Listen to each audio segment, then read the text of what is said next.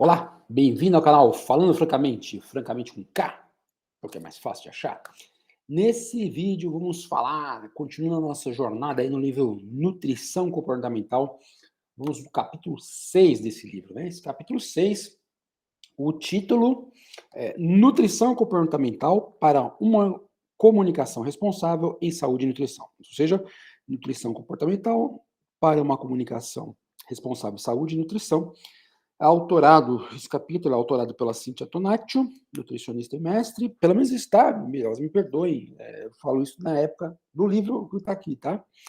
Carolina Godoy, também nutricionista, Manuela Figueiredo, é interessante que eu já tinha falado também da Manuela Figueiredo em outro capítulo, que ela era nutricionista e tal, mas hoje eu reparei, né, foi uma falha, que ela também é jornalista. E é interessante, né? Um capítulo sobre comunicação. Ela é jornalista também. Já teve um capítulo do um ou mais que ela participou. Peço perdão porque eu não comuniquei essa formação dela, né? Então, basicamente, o capítulo começa. A gente vem falando no livro com toda a ideia aí, né? Da nutrição comportamental como uma nutrição que se propõe a aconselhar e não a prescrever, né? A gente vem falando, não, os autores vêm falando, eu sou só um chupinho, um copião, só estou traduzindo o que eles falam, né? Nutrição comportamental, então, ela se baseia na tentativa de aconselhar, baseia não, a ideia é melhor aconselhar do que prescrever, e aí vem construindo toda uma série de definições aí para a gente entender as ferramentas, estratégias, a ideia da nutrição comportamental, né? Então, falou lá da mentalidade de dieta, uma série de fatores importantes e tal. E aí, vem a ideia nesse capítulo, é o seguinte, né? O nutricionista, ele está comunicando o tempo todo, seja pela mídia, seja pelos seus estudos, seja pelos seus informes, seja conversando com seus pacientes e tal. E ele tem que comunicar uma informação, um conhecimento que seja compatível, né? Lógico, nós estamos falando da concepção da nutrição comportamental que seja compatível com essa visão.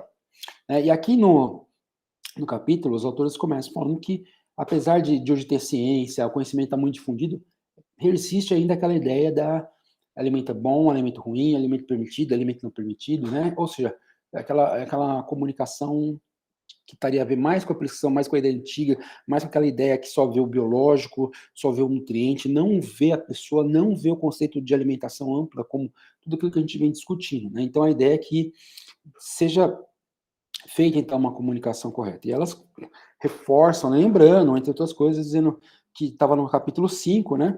Relembram aquela pesquisa que a gente tinha comentado no capítulo 4, perdão, né?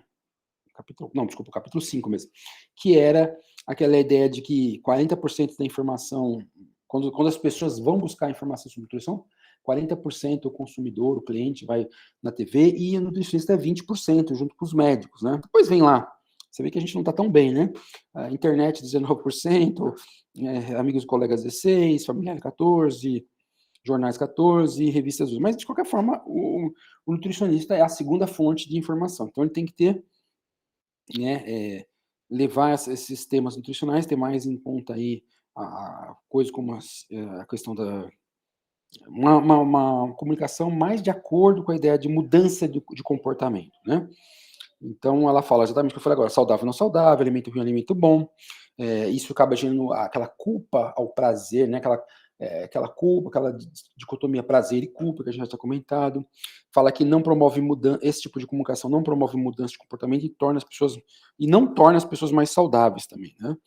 Pelo contrário, elas não acabam promovendo, estão ligadas a ocorrência das doenças crônicas não transmissíveis, transtornos alimentares, prejudica a qualidade da dieta, né? Porque é uma comunicação, vamos dizer, enviesada, errada, né? Então, aí elas reforçam, é mais informação, não é mais conhecimento, nem é mais saúde, né?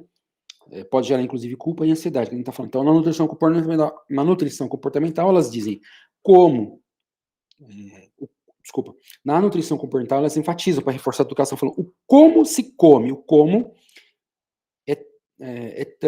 como se come, né? A questão, acreditar com pensamentos, sentimentos sobre a comida, eles são mais importantes do que se come. Então, é a ideia, né? Então, baseado nessas informações aí, ter uma informação mais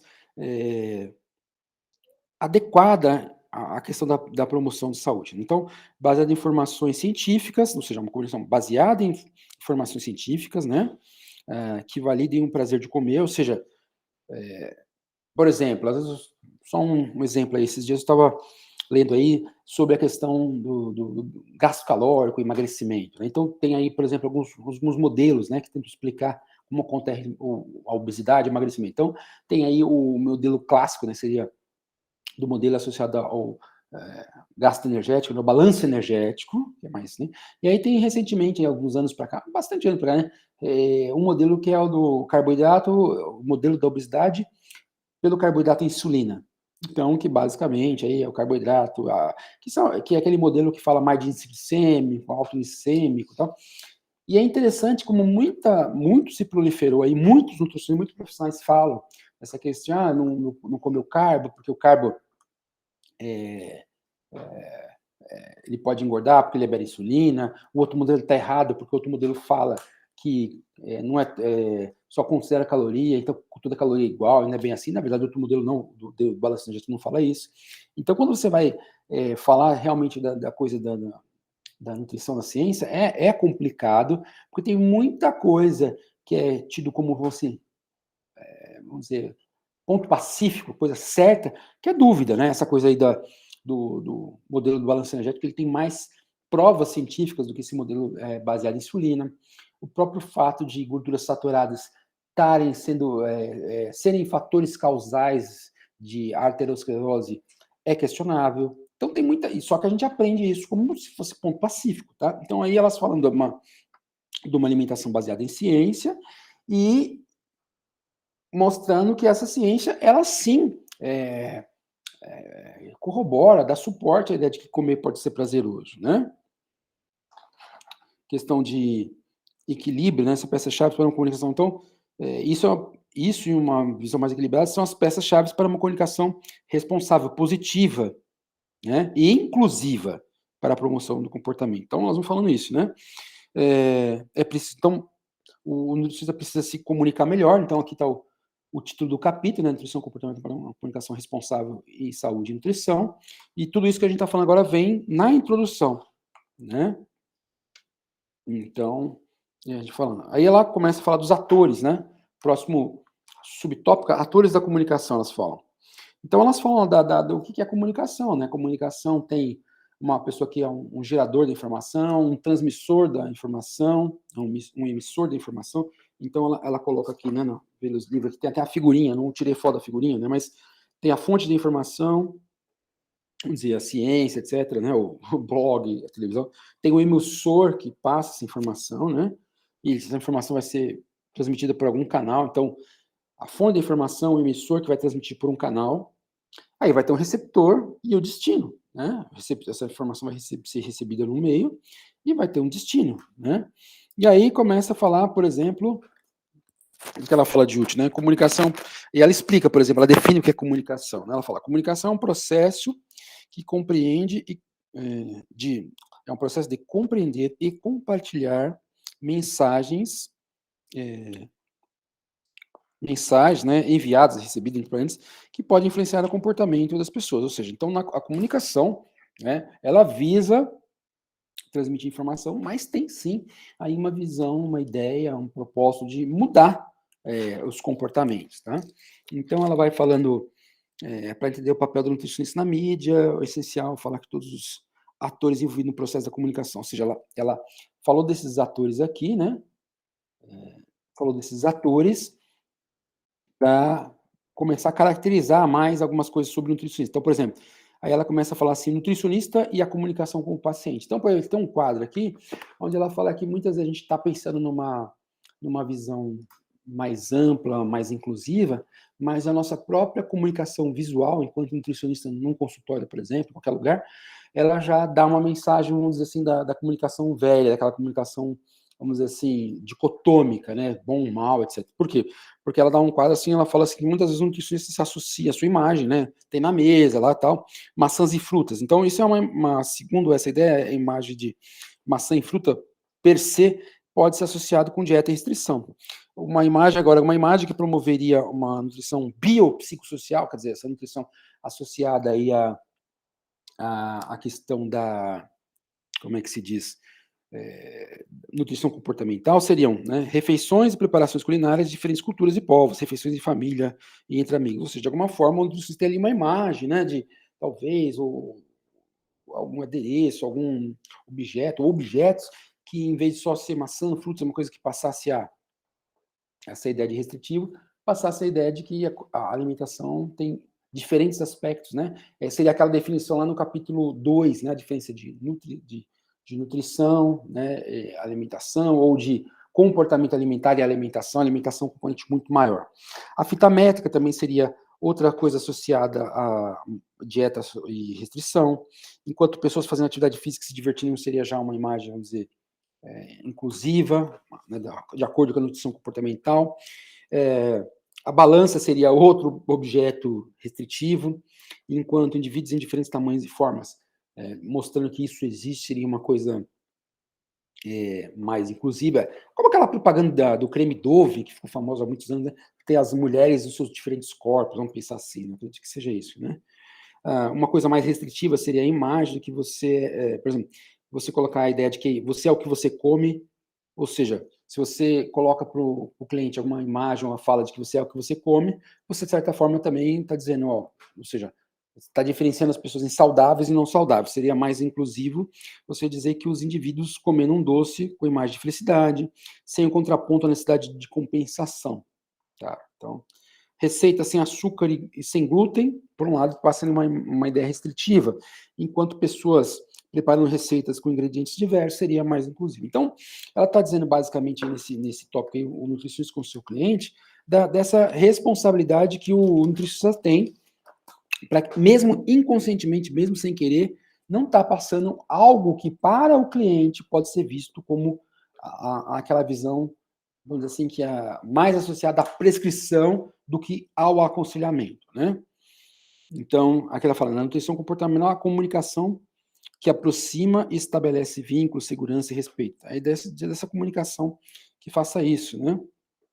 A gente já falou da nutrição responsável e inclusiva, voltada, então, quer dizer, a alimentação voltada e inclusiva, não voltada como vem sendo, né? Para o alimento, para o nutriente, para a vida, mas voltada para todos esses aspectos amplos né? Tem sido dado pouco, então, ele fala, inclusive, que elas falam que essa coisa da comunicação associada a uma visão mais ampla da alimentação não é contemplado na formação. Isso é verdade. Quando a gente faz faculdade, a gente tem pouco, é que eles falam a verdade, né? Pouca atenção a aspectos do comportamento humano. A gente aprende mais sobre, né, a fisiologia, o alimento, as propriedades que eles têm, os seus grupos, mas fala pouco dessa coisa da mudança do comportamento, né? Então, o que ela fala aqui? Então, nessa unidade de... aí ela começa com um novo subtópico, que é isso aqui, né? Estratégia de comunicação das técnicas comportamentais, ou seja, aqui ele vem falando que elas falam, as autoras, que uma comunicação de acordo com as ideias da nutrição comportamental, para ela ficar mais eficiente, ela tem que ser baseada, por exemplo, nos conhecimentos, nos conceitos dessas teorias comportamentais. Então, ela cita, por exemplo, que a teoria cognitiva comportamental de Bandura, que é aquela que falou no capítulo 2, se não me engano, as pessoas aprendem por imitação. O modelo transteorético, né, que do Prochaska, não lembro nunca o nome do primeiro, que é aquele modelo que as pessoas, modelo de motivação para a mudança, né, que a mudança não acontece do 0 para o 100%, ou seja, ela não acontece de maneira súbita, mas ela pode acontecer em estágios, as pessoas vão mudando em estágios, né, tem lá pré-contemplação, quando não pensa em mudar, contemplação, quando eu estou pensando em mudar, depois tem a preparação, a ação e a manutenção. Né? Então, porque a ideia desse modelo modelo transteorético é interessante porque não são só modelos, ele não diz que o comportamento só acontece em fases, mas ele também dá dica de quais são as ações de comunicação, de procedimento nas diferentes fases. Então, por exemplo, numa fase que o indivíduo está na pré-contemplação, ele nem pensa em mudar o comportamento dele, você vai ter que conscientizá-lo que ele tem uma alimentação que pode ser melhorada, vencer a resistência dele para esse reconhecimento. Já por um lado, se o indivíduo está na fase de de preparação, ele está pronto, já decidiu que ele vai mudar, você vai dar as condições, vai ajudá-lo, dando as condições para que ele, de fato, realize, incorpore na sua rotina a mudança. Então, um modelo transteórico seria isso, né? Teoria do conhecimento, atitudes e crenças, quer dizer, não só conhecer alguma coisa vai gerar crença, né? Mas às vezes você tem que ter alguma outra coisa, como, por exemplo, uma necessidade, um acontecimento, por exemplo, o cara saber que o colesterol faz mal, eles dão esse exemplo aqui, mas aí não muda. Mas quando ele descobre que o colesterol dele está ruim, aí ele tem um impulso para mudar, né? Teoria da crença e saúde, fala das ideias do processo do marketing social, quer dizer, conhecer os mecanismos que o marketing usa, junto aos clientes, para incorporar isso na forma da nossa comunicação. Então, ela vai falar isso, né? Ela mostra um quadro aqui com alguns exemplos de como, não vou ler o quadro que é meio, mas dá exemplos de como cada uma dessas teorias estaria sendo usadas, né? Essa é a ideia aí. Então, de cada um pouquinho dessas teorias. Tá? Que mais? E aí ela muda aqui, ó, nutrição da comunicação com a mídia. Aqui é interessante, né, porque as autoras mencionam uma coisa que já passei por isso, né? Muitas vezes nós somos especialistas em alguma coisa, trabalhamos com alguns assuntos, e a mídia nos procura, né? Jornalistas nos procuram para falar. Eu trabalhei muito tempo com câncer de exercício, meu doutorado foi sobre isso, o pessoal falava, oh, poxa vida, me fala aí sobre câncer, exercício, aí vinham pessoas perguntar para várias coisas, sistema imune, exercício, alguma coisa, né, de suplementação, sistema imune, exercício, glutamina. Quantas vezes o pessoal vinha fazer entrevista, perguntar sobre isso no passado, no meu passado áureo. E aí ela comenta algumas coisas que são interessantes, que muitas vezes, dada tanto a visão que o público quer ter de imediata solução, a tendência que as pessoas têm de generalizar a informação, tentar colocar aquela informação dentro de uma narrativa que bata com aquilo que ela acredita, quer, espera ou compreende, da mesma forma com que muitas vezes a mídia tem a forma de sintetizar as coisas, passar informação, o tempo que tem, enfim, né? Ou seja, você fala uma coisa, muitas vezes você fala, pô, mas não falei exatamente isso. Então aí ela diz que quando você recebe um convite para mídia, eles falam que você tem algumas alternativas que são comuns. Qual que é a alternativa comum? Você não ir para evitar esses problemas, né? Não vou falar, porque se fala uma coisa, os caras vão dizer outra, vão entender outra que eu falei, eu não quero me comprometer, ou você ir e falar uma coisa que, olha, eles falam isso, mas isso não é o que eu acredito. Não falar uma coisa, mas não se comprometer com aquela coisa. E uma terceira opção, que seria uma opção da nutrição comportamental, que é aquela ideia de você passar a dar alternativas de comportamento saudável. Em vez de você falar, esse elemento é bom, esse elemento é ruim, não sei o que, né? Dá outro tipo de informação. Por exemplo, informações que a gente discute aqui no livro, né? Como as pessoas podem ter uma alimentação mais prazerosa, mais saudável, sem essas ideias, né? Sem esses conceitos castradores, né? Esses conceitos, por exemplo, da mentalidade da dieta, tal, né? Que logo no começo aqui elas falam, né? São conceitos que acabam promovendo distúrbios alimentares, não tornam as pessoas mais saudáveis. Então, uma terceira opção, né? Então, o nutricionista pode recusar para evitar problema, ele pode ir lá falar, mas dizer, tipo, não sou eu que estou dizendo, né? Não se comprometer, ou, de acordo com a nutrição comportamental, ele pode ir lá e falar, olha, vamos pensar talvez diferente, esse negócio de alimentação bom ou ruim, isso é errado, então vamos começar a ver diferente. Você não pode dizer que o doce é bom ou ruim, né? Mas ele pode ser colocado, de certa forma, uma alimentação prazerosa, não precisa ser assim, assim. Ou seja, comunicar tudo isso que a gente está discutindo aqui, né? Mostrando a importância de determinado alimento, que esse alimento, com essas ideias, alimentos que são gordices, está errado, é tudo o que a gente vem discutindo, tá? Aqui, né? Então, ela fala dessa importância desse contato com a mídia. Aí ela até comenta, né? Porque isso é uma coisa importante. Eu falava isso, não nada a ver com nutrição, mas quando estava na educação física, isso foi na década de 90. Quantas vezes eu vi as revistas falando coisas assim sobre esporte, sobre atividade física e tal, e a gente fala, nossa, que chute fora, velho, que esse cara falou nessa reportagem, que grande serviço, né? E aí, muitas vezes eu falava para meus alunos, falava assim, pô, a gente reclama, critica o que se fala aí na imprensa sobre exercício, mas na época eu falava, mas cadê que tem um cara de educação física lá na mídia, né? Ou dando suporte para o repórter lá, para o jornalista falar as coisas. Então, é o que elas colocam é isso, né? Uma coisa interessante, elas falam assim, olha, é uma responsabilidade do nutricionista, se ele quer mudar o mundo, né? Pegar esse canal que já está aí, que está à sua disposição, então você está lá, vem até você, ou você vai, e você fazer essa mudança acontecer usando esse canal, tá? Então, aquela ideia seria mudar esse canal aí, né? Da coisa nutricionista, né? O que mais? Coisas são... Opa, deu meu tempinho aqui. Aí elas vêm falando, né? Comunicação da indústria e consumidores. Comunicação da indústria com seus consumidores, a influência do nutricionista. Então ela vem falando, né, que a indústria, lógico, ela se comunica diretamente com os consumidores, e ela fala uma coisa que é muito interessante, né, que a publicidade, ela geralmente é mais eficaz que as campanhas de saúde para mudar comportamentos. Então, né, para observar, entender essa coisa aí, né, positiva, entender essa situação, como ela funciona, né, e que entrar nisso, né, aí, para ajudar a indústria a fornecer uma comunicação mais eficiente. Então, por exemplo, ela fala aqui, né, eu posso fazer, que nem a gente já tinha dito, uma comunicação baseada em estudos científicos. Então, aqui, ó, o que eu posso pensar quando estou falando sobre estudo científico para descobrir que informação que eu vou dar? Estudo científico realizado em uma instituição de credibilidade e por pesquisadores qualificados, isso é uma coisa, né? Tá bom, de onde está vindo essa informação? Ah, vem de uma instituição conhecida. Bem, isso pode ser um bom indício, né? Claro que tem outros mecanismos, né? Mas elas falam aqui, é um estudo preliminar? Há outros estudos que chegaram à mesma conclusão? Então, toma cuidado, né? Primeiro estudo sobre isso, já tem outros, é uma linha mais consolidada. População estudada é significativa? O estudo foi longo o suficiente para obter resultados? Quer dizer, né? Aí está pensando talvez aquela coisa da validade ecológica. Quer dizer, isso aqui tem... Dá para extrapolar para as pessoas, né? Quem financiou o estudo, né?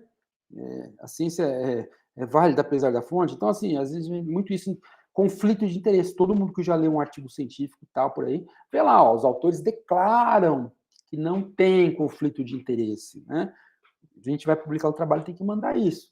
Por quê, né? Então, é complicado aí que você vê que diversos assuntos são patronizados aí, patrocinados, financiados pela indústria farmacêutica, por exemplo, para várias coisas, né?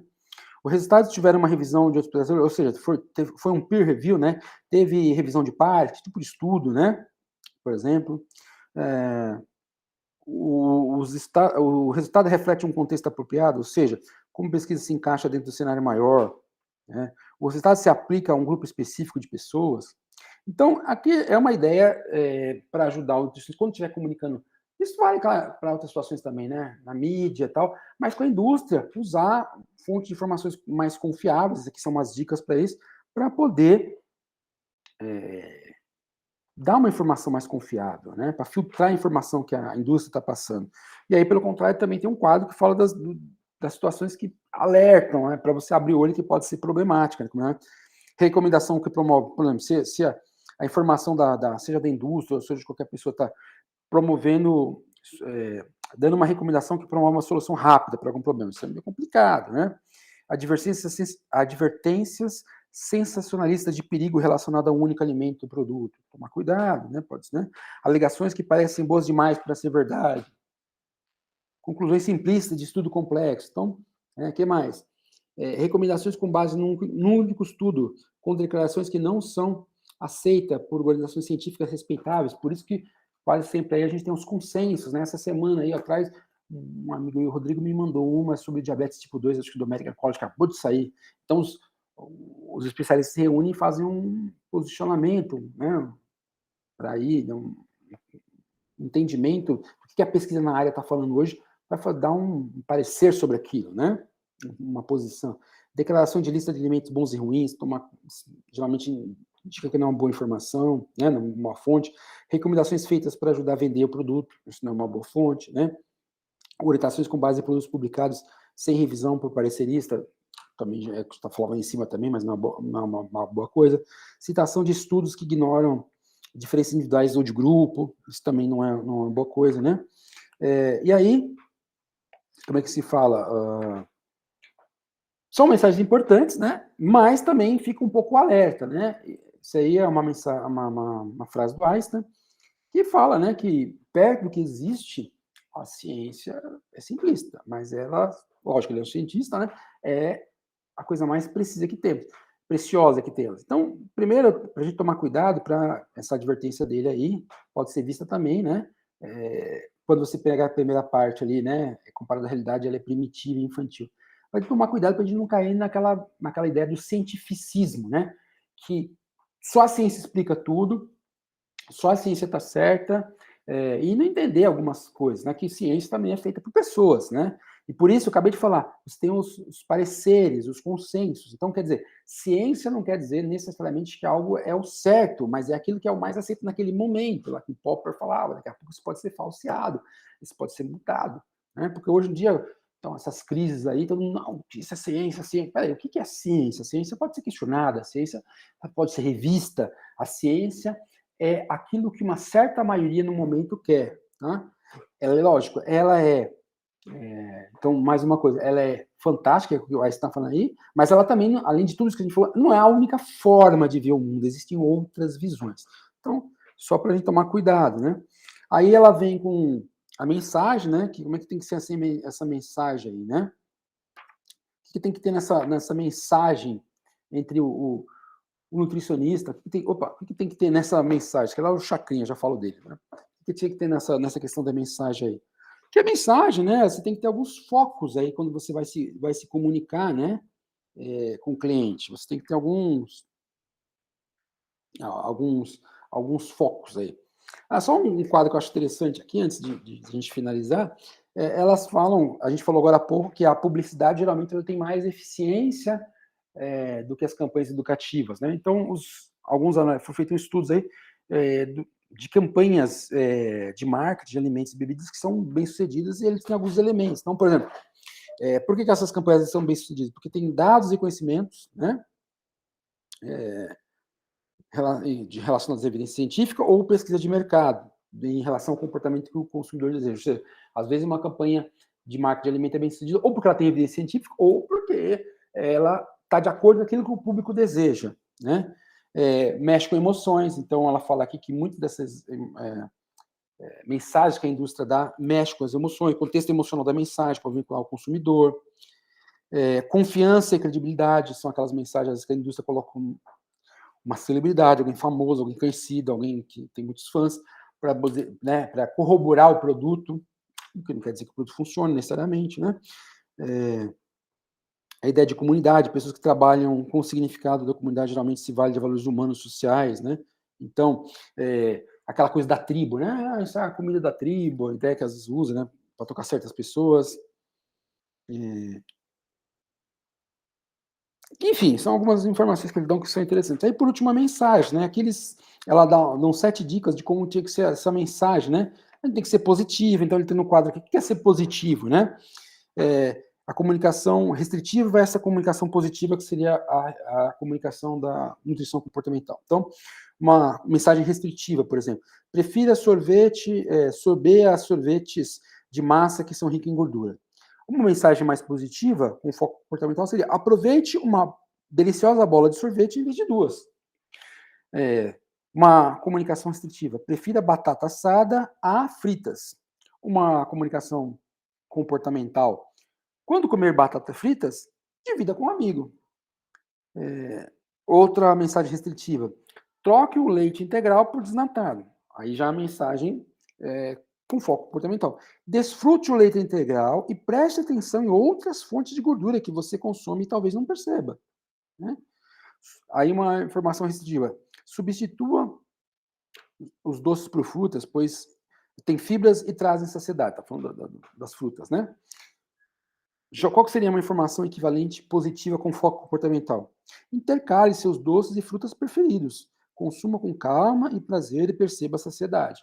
Ou seja, de novo, aconselhamento em vez de prescrição, evitar bom ou mal, né, certo e errado, né, dando uma mensagem mais ampla. Então, ela vai falando, né, seja positivo, nesse sentido do positivo, né, destacando esses aspectos, troca específico por executável, ou seja, né, elas precisam mostrar um caminho para as pessoas, está falando aqui, né? Como é que a pessoa deve fazer isso, né? Então, você fala, consuma mais, ela dá um exemplo bem aqui no livro, consuma mais alimentos frescos, natura e orgânico. Isso, às vezes, para a pessoa não é específico, é difícil. Então, ela diz a dica que poderia ser a informação. O que você acha de deixar potes de vegetais ralados e frutas picadas na geladeira, para facilitar o consumo de saladas no cardápio? Se for orgânico, melhor. Ou seja, dá a mesma mensagem, só que dizendo como fazer e de uma forma mais clara, né? Ou seja, específica e executável. Né? Como fazer e de maneira específica. Não uma coisa geral, como mais as frutas, alimentos orgânicos. Seja simples, né? Então, aí ela até comenta, quer dizer, isso é verdade, né? A informação tem que ser de acordo com quem entende, uma coisa simples, né? Então, ela cita uma informação aqui, uma frase que não é assim. Gorduras monoinsaturadas e poliinsaturadas são mais saudáveis que gorduras saturadas e trans. Aí, a pessoa não vai entender isso, né? Então, falar uma coisa dessa, menos técnica, talvez dizendo um alimento, uma coisa mais simples, né? Mostra uma outra dica. Então, as dicas seriam: seja mais positivo, torne específico e executável o que você está falando, seja simples. 4, mostre a recompensa, né? Aí ela fala, os indivíduos estarão mais receptivos a seguir a recomendação de saúde proposta se eles souberem que terão benefício ou uma recompensa, né? Então, por exemplo, está falando assim, aproveite e faça 10 minutos de caminhada na sua hora de almoço e você se sentirá com mais energia no restante do dia. Então, ao invés de simplesmente falar para o cara, vai caminhar que faz bem para a saúde, falar, olha, mostra a recompensa que tem, seja realista, né? A mensagem tem que ser real, né? Não basta ser executável, tem que ter as condições favoráveis para a pessoa, né? Então, dá essa dica. Uma outra informação, né? Vou ver se ela fala aqui algum exemplo da mensagem, né? Ela fala, ó, também um exemplo. Ela fala assim, ó, o exemplo, consuma sempre alimentos orgânicos por serem mais saudáveis e isentos de pesticida que intoxicam o corpo. Ela pode ser realista para adeptos da alimentação mais natural. No entanto, não terá o mesmo impacto para a maioria das pessoas e pode até distanciá-las. Ser modificada para uma versão mais realista pode levar o indivíduo a consumir orgânicos. Qual que seria? Ao invés de você falar, consuma sempre alimentos orgânicos por serem mais saudáveis e isentos de pesticidas que intoxicam o corpo. Você poderia dizer, quando possível, inclua vegetais orgânicos, eles são saborosos e não contêm agrotóxicos. Então, ele vai falando aí, né? As mensagens realistas versus a mensagem restritiva. Mensagem restritiva. Prefira frutas da estação e vá à feira 2 vezes por semana para comprar alimentos frescos. Isso é restritivo. Mensagem realista. Coloque na lista de compras frutas da época e vá à feira no final no final da feira, para aproveitar promoções. Consuma frutas com seus filhos de diferentes formas. Frescas, em cubo, palito, em lascas, assadas, cozidas, nas saladas, nos lanches, vitaminas. Uma informação restritiva. Grelhe em frigideira, antiaderente, derrapante é bom, né? E use apenas 2 colheres de chá de azeite para refogar. Qual seria uma informação realista? Use o óleo em uma embalagem em spray para refogar alimentos. Pesquise receitas diferentes de preparações assadas, né? Tornar a informação divertida seria a sexta e ser flexível, né? Em vez de falar uma coisa mais restritiva, falar uma coisa, né? Por exemplo, ser flexível, a sétima. A frase clássica, substitui o leite integral por desnatado. Para tornar isso mais flexível, você poderia dizer: você adora o sabor do leite integral? Equilibre com outros alimentos de baixo teor de gordura e aproveite. Então, basicamente, a ideia do trabalho desse capítulo é exatamente essa, né? Fazer uma comunicação que esteja mais de acordo com as ideias da nutrição comportamental, né? Mais de acordo com o aconselhamento, menos de acordo com a prescrição, porque o aconselhamento é melhor que a prescrição. Ou seja, se a gente for ver até agora esses 6 capítulos, de certa forma, os autores, né, as organizadoras fizeram o trabalho. Isso também aqui, né, eu quero deixar bem, como é que fala, registrado. Porque eu já organizei livros também, né? Já organizei livros e tal, e é muito interessante, assim, porque o que a gente normalmente faz? Isso eu quero elogiar as autoras aqui. Não as conheço, né? Não tenho motivo nenhum de puxar o saco delas, mas uma coisa eu acho muito bacana desse livro é que eu já organizei livros, já organizei tópicos de revistas científicas e tal. E o que a gente faz muitas vezes quando a gente organiza? A gente convida conhecidos, pessoas competentes, foi o que elas fizeram, né? Elas participaram, as organizadoras, e convidaram pessoas competentes para fazer o livro, mas muitas vezes o livro não tem um esqueleto tão bom. Quer dizer, porque você fala, ó, você vai falar do capítulo disso, você do aquilo, e cada um fala um jeito, né? Mas é muito interessante esse livro, a identidade que elas deram. Elas realmente tomaram um cuidado incrível em cada capítulo, de modo que você vê, por exemplo, até agora, todos os capítulos foram no sentido de nos preparar para o terreno das técnicas, das estratégias, das habilidades da nutrição comportamental, né? As organizadoras, parece que elas não estavam satisfeitas com a ideia de simplesmente pedir para as pessoas, vamos falar do como intuitivo, vamos falar da entrevista comportamental, não. Então, elas fizeram questão de preparar o terreno, mostrando o que a nutrição comportamental é, a origem dela, o que ela propõe, né, onde tem as falhas, os pensamentos que existem aí, que são contra as ideias da nutrição comportamental, que nem a mentalidade de dieta. Mas o que eu estou dizendo assim, é que cada capítulo é um crescente e complementa. Né? Não é uma coisa que você organizou, pegou pessoas que falam sobre um determinado tópico, junta tudo, e à medida que você vai lendo, parece que cada capítulo é uma coisa, faz parte do tema, mas é meio independente.